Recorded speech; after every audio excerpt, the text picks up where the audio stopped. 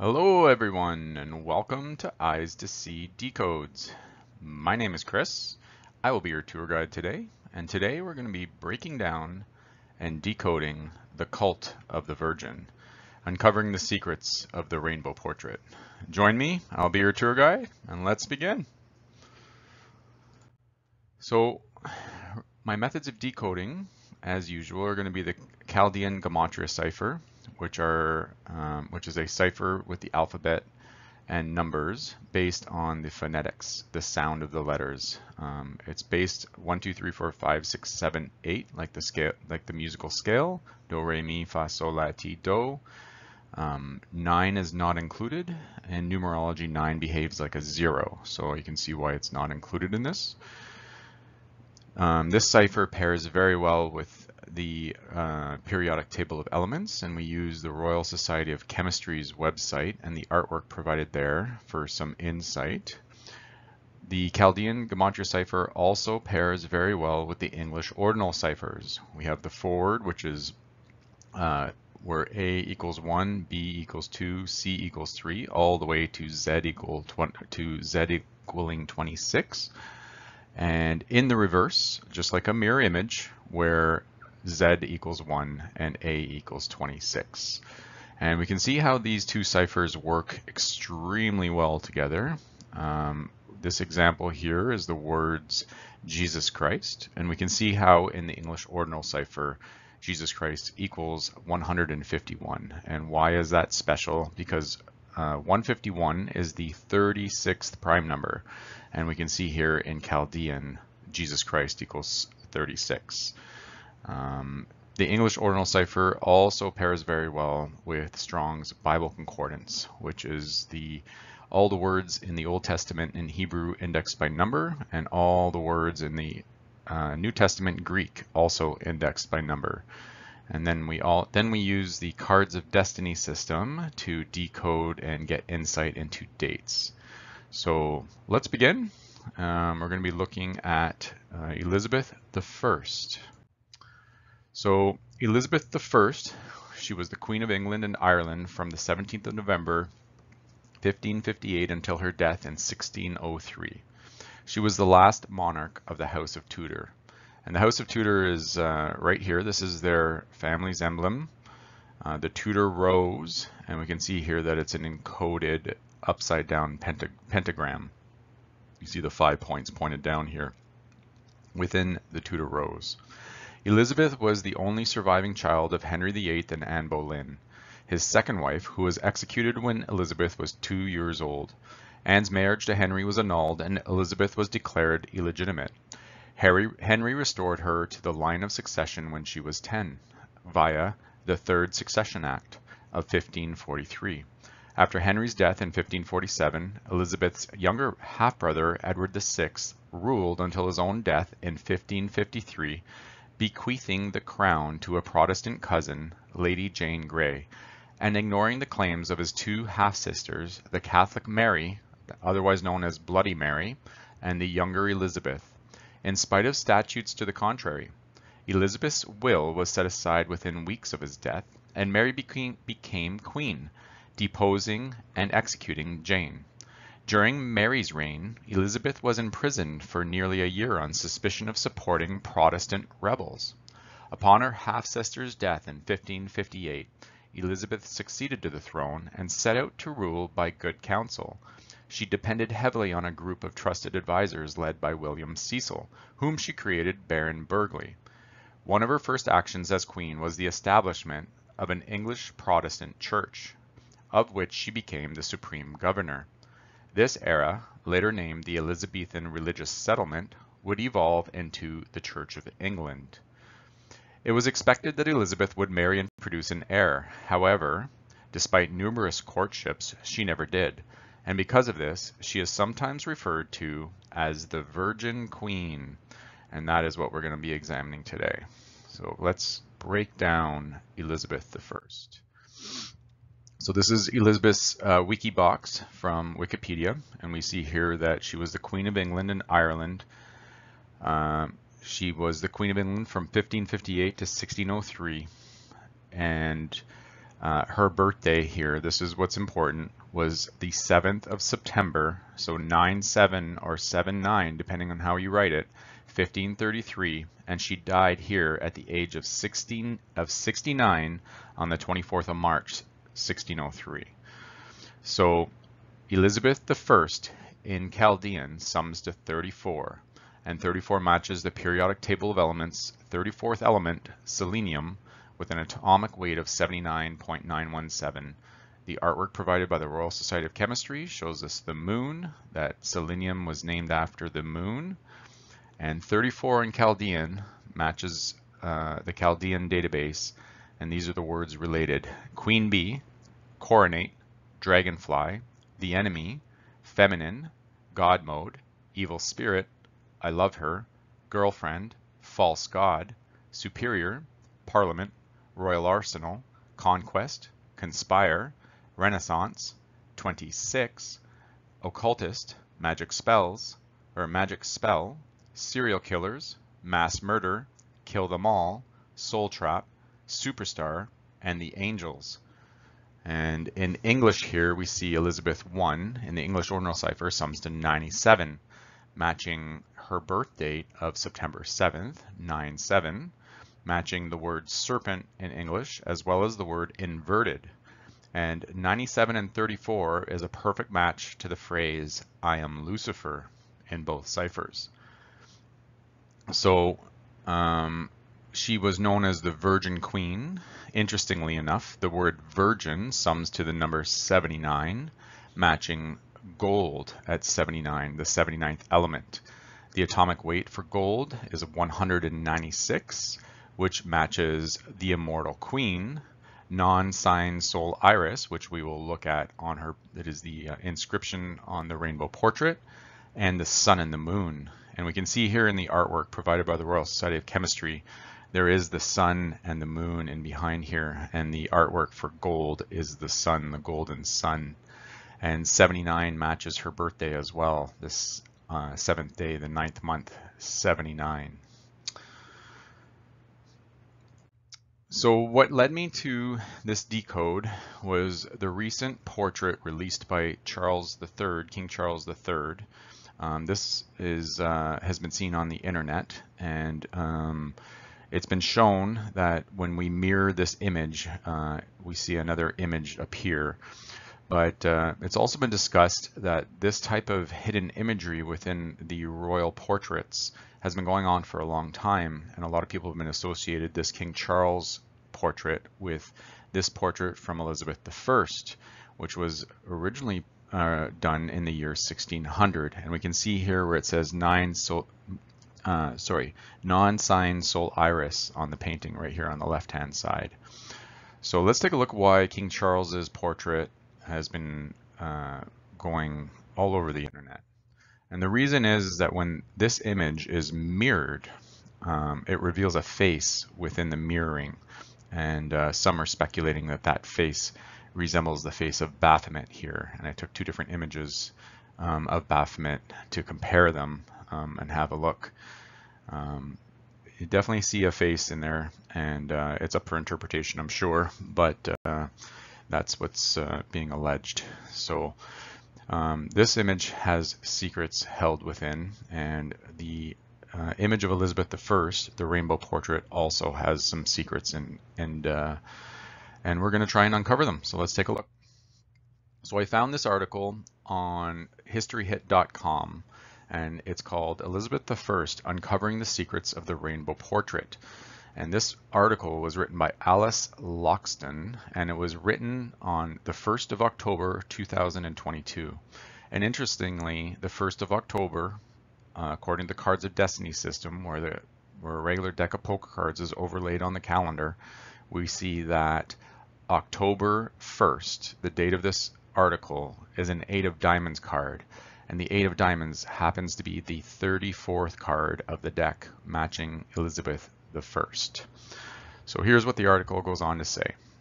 The rainbow portrait is one of the most intriguing images of Elizabeth I. In true Tudor style, the portrait is littered with ciphers, symbolism, and secret meanings, and it works to construct a very calculated image of the Queen. By holding a rainbow, for example, Elizabeth is depicted as an almost divine, mythical being. Meanwhile, her youthful skin and drapings of pearls associated with purity help to promote Elizabeth's cult of virginity.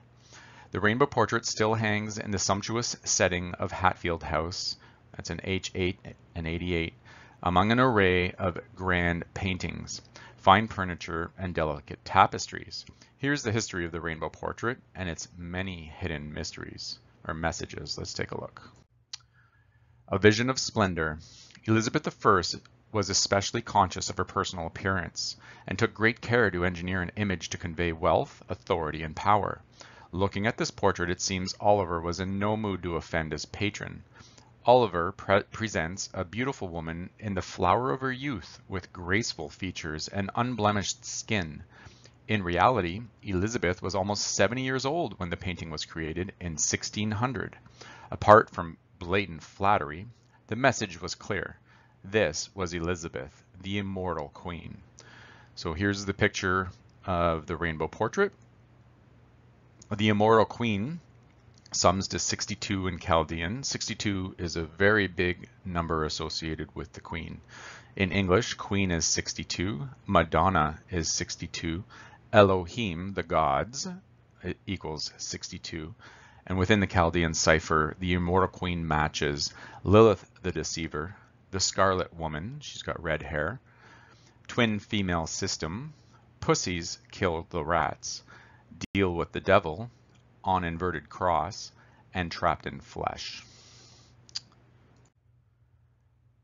So let's continue on with the article. Once more, Elizabeth dons extravagant clothing befitting her royal status. She's dripping with jewels and opulent fabrics, all alluding to majesty and splendor. Her bodice is aligned with delicate flowers and she is covered in jewels. 3 pearl necklaces, several rows of bracelets, and a weighty brooch in the form of a cross. Her hair and earlobes, too, are glittering with precious stones. Indeed, Elizabeth was famed for her love of fashion. An inventory compiled in 1587 stated that she owned 628 pieces of jewelry. So 628 in the Bible just happens to be a collection. So she has a collection of jewelry, 628 pieces. And at her death, over 2,000 gowns were recorded in the royal wardrobe. But this wasn't just extreme sartorial indulgence. The 16th century was an age where dress codes were strictly enforced. Sumptuary laws, introduced by Henry VIII, continued until 1600. These rules were a visual tool to implement status, which was hoped to enforce order and obedience to the crown. Rules might state that only duchesses, marchionesses, and countesses could wear cloth and gold, tissue and fur of sables in their gowns, kirtles, partlets, and sleeves. So Elizabeth's luxurious fabrics not only suggest a woman of great wealth, they indicate her high status and importance too. So when we say the number 628, this collection of jewelry, 628, we get an English ordinal sum of 282, matching Protestant Reformation, which is what she was responsible for. And we see here, when we look closer at the portrait, in her hair we see the symbol 2X within her red hair here, and that will become important for the decode later. Let's continue on. A maze of symbolism. Elizabethan art and architecture was filled with ciphers and hidden messages. The rainbow portrait is no exception. This is a maze of symbolism and allegory, all alluding to the Queen's majesty. In Elizabeth's right hand she holds a rainbow, besides which is inscribed a Latin motto, non sign sol iris, meaning no rainbow without a sun. The message? Elizabeth is England's sun, a divine light of grace and beauty. Building on this idea of Elizabeth as a mythical goddess-like figure, her translucent veil and diaphanous lace embroidered collar give her an air of the otherworldly. Perhaps Oliver, the artist, had Edmund Spenser's epic poem, Faerie Queene, in his mind, which was published 10 years before in 1590. This was an allegorical work praising Elizabeth's I and championing Elizabethan notions of virtue. It was, according to Spencer, intended to fashion a gentleman or noble person in virtuous and gentle discipline. Elizabeth I, we saw before, sums to 97 in English, matching the Chaldean phrase, no rainbow without the sun, non sine sol iris in English, 9-7. And the title of this portrait is called the Rainbow Portrait. When we put the Rainbow Portrait into Chaldean, we get a sum of 67. 67 matches the Church of Satan, Speak of the Devil, Goddess of Strife, Deep Mind Control, A System of Control, and Harmonies by the Hive. And we see here that Elizabeth in the portrait has her hand on top of the rainbow, suggesting she has authority over the rainbow. We can see that it's coming out of her side, which is right out of Genesis, the book of Genesis here. And the rainbow, the upper rainbow, is a masculine symbol. And we learn that also, we can see that in the movie The Da Vinci Code. We can see when Tom Hanks describes the chalice and the phallic symbol of the A and the chalice symbol of the V. It's what we see here on a sine wave, where the upper part of the wave would be the masculine and the downward part of the wave here would be described as the feminine. So what she's holding on to here and what she's got her hand over, showing the authority over the rainbow. She's got her hand showing the authority over the masculine. And the rainbow is also a symbol of our chakra system, the 7 colors of the rainbow, the 7 chakras, and that we are light beings. So we are the rainbow. So this is also a symbol of her authority over us, the humans, the angels. Well, let's continue. In Elizabeth's left hand, her fingers grace the hem of her burning orange cloak, its glimmering brilliance brought to life by Oliver's dabs of gold leaf. Most bizarrely, this cloak is decorated with human eyes and ears, suggesting Elizabeth was all-seeing and all-hearing. It was probably a nod to the many rebellious plots and conspiracies which had been crushed or thwarted throughout her life, many by her brilliant spymaster Francis Walsingham. The creature on her left sleeve hammers home the point. This jeweled serpent represents Elizabeth's cunning and wisdom. We can see here that on her sleeve here is the jeweled serpent, but it also has an apple to suggest that this is not just a jeweled serpent. This is the serpent from the Garden of Eden, the devil, and she has it jeweled, like she's honoring this entity. And on her robes, we see it's almost like it's human eyes and ears. You can almost see faces within it. And this almost reminded me of Genesis 3:21. Unto Adam also and to his wife did the Lord God make coats of skins and clothe them. It's like she's wearing this cloak or this coat of skin. And Genesis 3:21 matches the sum total of 49 in Chaldean, matching the word upside down. And we will be looking at the upside down in this portrait later on in this decode. And we know that jeweled serpent, when we put it in the Chaldean Gematria calculator, we get the sum total of 64, matching crowned serpent, queen of heaven, the cult of a virgin, god of this world, hidden in plain sight, hidden knowledge, and house of Tudor, which was where Elizabeth came from. The Virgin Queen, we continue. Perhaps the most enduring legacy of Elizabeth's portraiture was the cult of the Virgin Queen, which is suggested heavily in the rainbow portrait. The pearls that drape her body allude to purity, the knotted necklace suggests virginity, her pale glowing face painted with white lead suggests a woman of youthful innocence. It is perhaps a surprising cult to encourage in light of Elizabeth's failure to produce an heir and ensure stability for the country.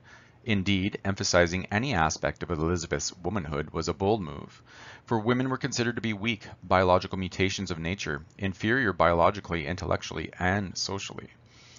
And we see here that the words Virgin Queen in the English Ordinal cipher, we put it in the calculator and we get the sum total of 141, matching the words Radiant Beauty, Queen Mother, Purple Rain, Omnipotent, Royal Arsenal, Devil in a Dress, False Prophet, gate of the sun, the fallen angels. And I'm going to not say this word. I'll encourage you to look at the screen and read this word yourself. It's at 141. And if you don't know what this is, I would encourage you to research it, but do it carefully. And this topic can be seen here in the movie Castaway with Tom Hanks, and the volleyball and the bloody handprint for his imaginary friend called Wilson. Virgin Queen in Chaldean, it's 141 in English, and it's 40 in Chaldean, and it matches these words within the Chaldean cipher. Bloodlines, the Virgin Mary, all-seeing eye, the watcher, eye of God, the lovers, a held secret, the Holy Grail, just a touch, knowledge, fall of man, triple sixes. We can see here that it's interesting that the ciphers tell a story within them. The cult of virginity sums to 69 in Chaldean, and interestingly enough, Elizabeth I died at the age of 69, and Elizabeth II died at the age of 96. And biblically, the concept of 69 is turning down to up, and we see that concept in Christ's crucifixion when he died between 6 and 9. And here's some imagery of the Virgin Mary, the Catholic Virgin Mary. Here's another image of the Virgin as well. And here's Madonna, who's also showing the representation of this Virgin Queen. So let's continue. In light of this, Elizabeth's ownership of her cult of virginity is even more impressive. Some historians have suggested the turbulent religious changes in the century may have paved the way for this positioning. The Protestant Reformation saw England move away from Catholic imagery and culture. As the image of the Virgin Mary was eradicated from the national consciousness, perhaps it was displaced by a new cult of the Virgin, Elizabeth herself. So it's basically saying that the worshipping the Virgin Mary is the original cult of the Virgin from Catholicism, and during the Protestant Reformation, Elizabeth took the same concept, the same idol worship, and made it about herself here. The words cult of virginity sum to 55 in Chaldean. 55 is a very big number. We know that number from the English word Satan, which sums to 55. And cult of virginity in Chaldean matches the words female goddess. Matrix means a womb. Satan on a throne. It matches a virgin of virgin, and we see the W symbol here, the two interlocking V's, the virgin of virgin symbols. This is an ancient witchcraft symbol. We are the 2X. The 2X represents the female chromosomes, the double X. And then pop, the cherry, is also 55, and we see the double cherry symbol here just as a symbol of sex and lust. So interestingly, that cult of virginity sums to 55, matching all of these other terms. So we're going to look at the picture, but before that, let's have a look at Proverbs 25:2. And this verse, it is the glory of God to conceal a thing, but the honor of kings is to search out a matter. We're going to do the honor of kings, and we're going to search it out. And we know using eSword and breaking down the Old Testament into its original language, that the word God here in Proverbs 25 verse 2, this word God is actually the word Elohim, Hebrew word 430, which means plural gods in the ordinary sense, but specifically used of the supreme God. It's occasionally applied by way of deference to magistrates and judges, and sometimes as a superlative. Sometimes it's used as the supreme God, but very rarely. But in the ordinary sense of the word, it means plural gods of the supreme God. Here's some synonyms here. Angels, God, very great and mighty. So it's synonymous with angels and magistrates and gods, plural. So it's the glory of the gods to conceal a thing, but it is the honor of kings is to search it out. And as we saw, Queen matches 62 with Elohim, the gods, matching the number 62. And here's the phrase that's on the portrait, non sign sol iris in Latin, summing to 56, matching her name, Elizabeth Tudor. This was her nickname, Good Queen Bess. And this song here is from The Cult, a rock band from the 80s and 90s. And that their most famous song is called She Sells Sanctuary, which we'll see in our decode in a little bit. And let's have another look into the Bible for some context for what we're about to see. This is Isaiah 29:15. Woe unto them that seek deep to hide their counsel from the Lord. Caution to those that want to hide themselves from the Lord God. And their works are in the dark, and they say, Who seeth us, and who knoweth us? Surely your turning of things upside down shall be esteemed as the potter's clay.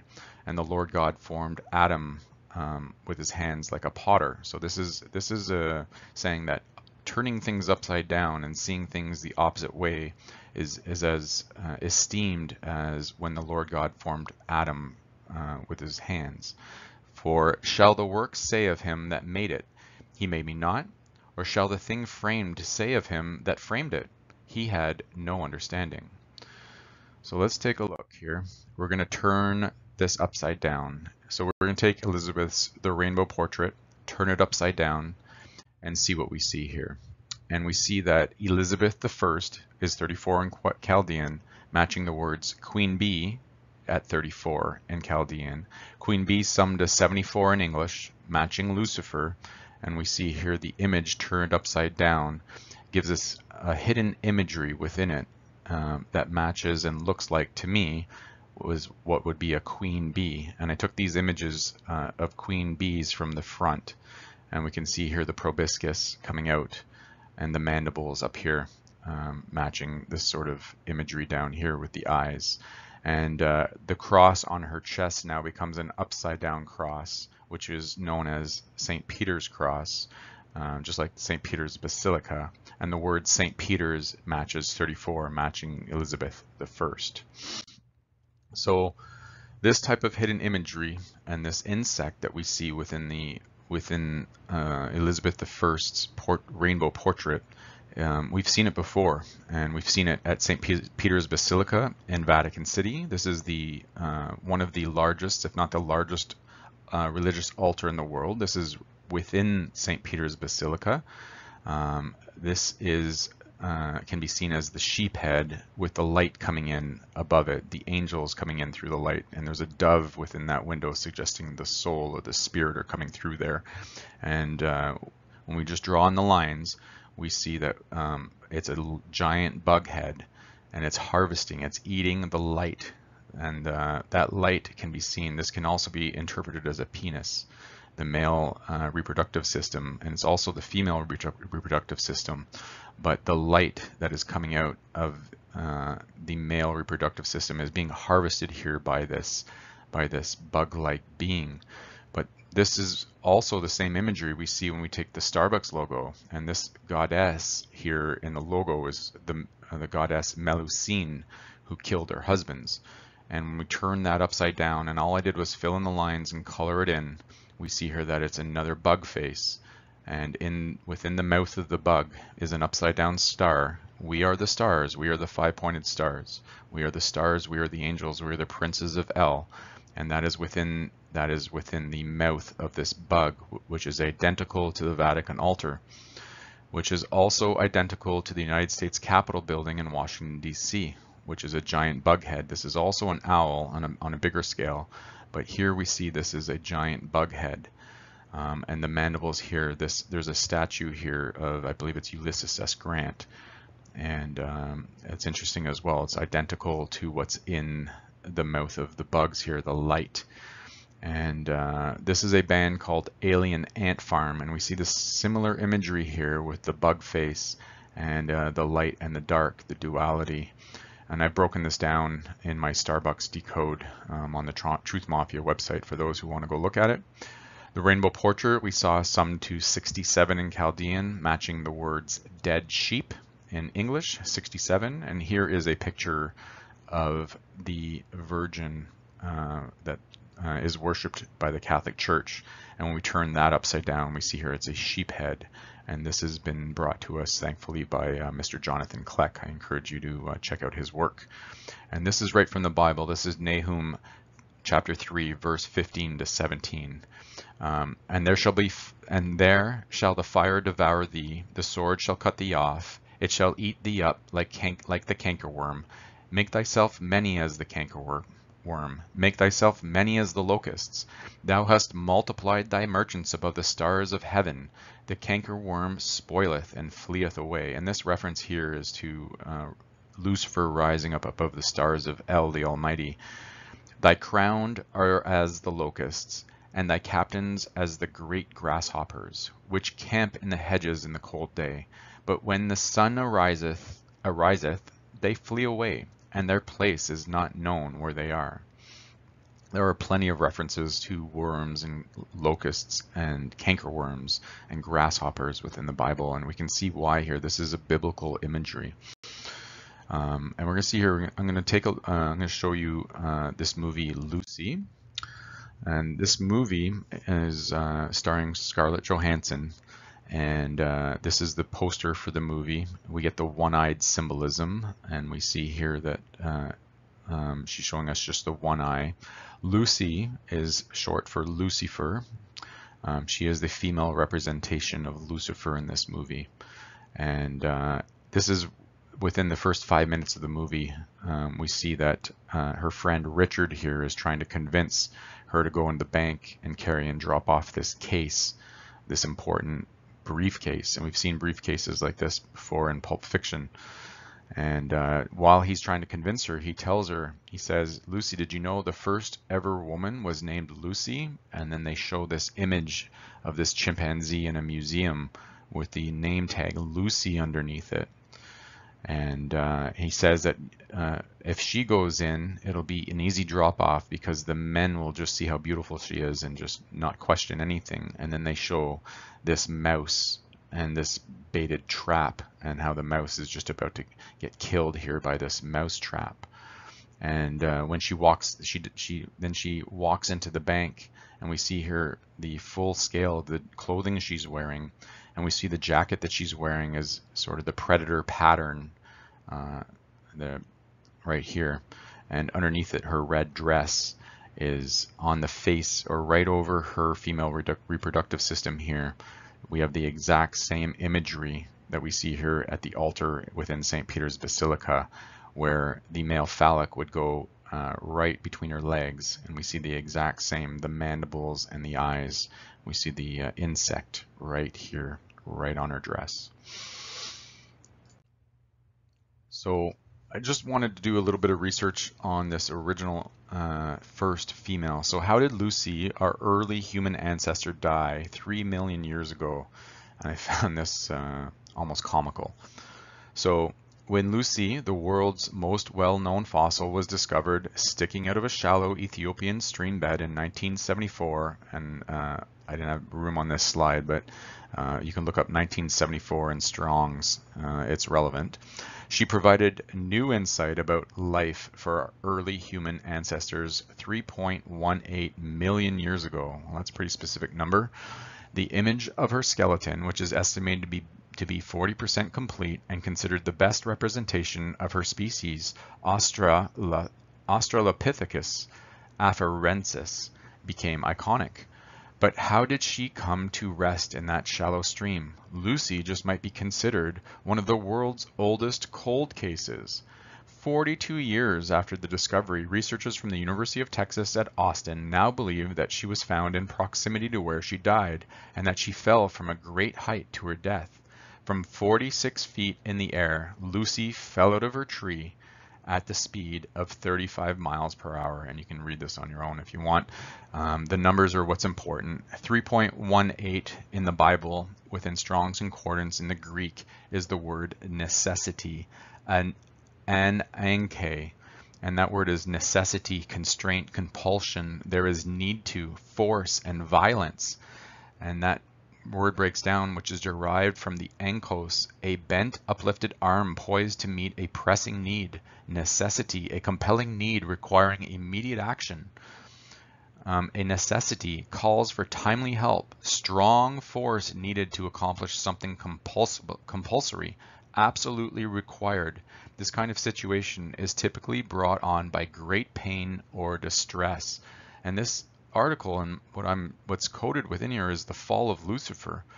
And we see that here within the number 42 within Revelation 13:5, where the beast was given 42 months. And Revelation 13:5 says, "And there was given unto him a mouth speaking great things and blasphemies, and power was given unto him to continue 42 months. And then she fell from a great height, fell from the heavens down to earth. And then she fell 46 feet in the air, and 46 matches our DNA, our 23 and 23 are 46 chromosomes. In Chaldean, we see the words double helix, summing to 46. And she hit the ground at 35 miles per hour, and 35 in Chaldean matches the words simulation, brainwashing, satanic ritual, Luciferian, Catholicism, Mother Mary, and the Vatican." And we see here how this article is coded and is just telling us a coded story of the Bible within CNN. So this is an image of from the Vatican, and we see here them praying in front of the Virgin Mary. And when we zoom in onto this image, we can see here that she has one eye open and one eye closed. It's actually quite subtle, but it's there. And we know that the wink is a nod. It's nefarious. And we learn that from the Bible in Psalms 35:19, where it says, "Let not them that are my enemies wrongfully rejoice over me, neither let them wink with the eye that hate me without a cause." So the words Queen Mary sum to 119, 11:9, or the mirror number of that is 9:11. And Queen Mary matches apparition. We've heard of many apparitions of the Virgin Queen.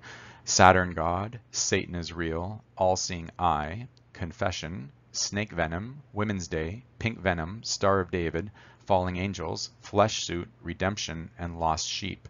And here's a closer image of the altar within St. Peter's Basilica. And we see here it's the sheep head, that the light, the angels are the lost sheep within the system. This Star of David is also known as the Star of Remphan. This is a representation of the one up, one down system that we're in. So thank you for listening. I'm going to leave you with this song from the Cult. This is called She Sells Sanctuary. And this has been a decode of the Cult of the Virgin, and an English Ordinal that sums to 222, matching Antichrist system, British royal family, the beast of Revelation, Jesus is the truth, and you must be born again. We can see here the lyrics. The heads that turn, makes my back burn, sparkle in your eyes like the light within, keeps me alive, turns around, the world drags me down, and I'm sure in her you'll find the sanctuary, the Cult of the Virgin. All right, thank you very much, everyone. I appreciate all the support, and thank you to Truth Mafia, and all the best. Much love to all, and take care.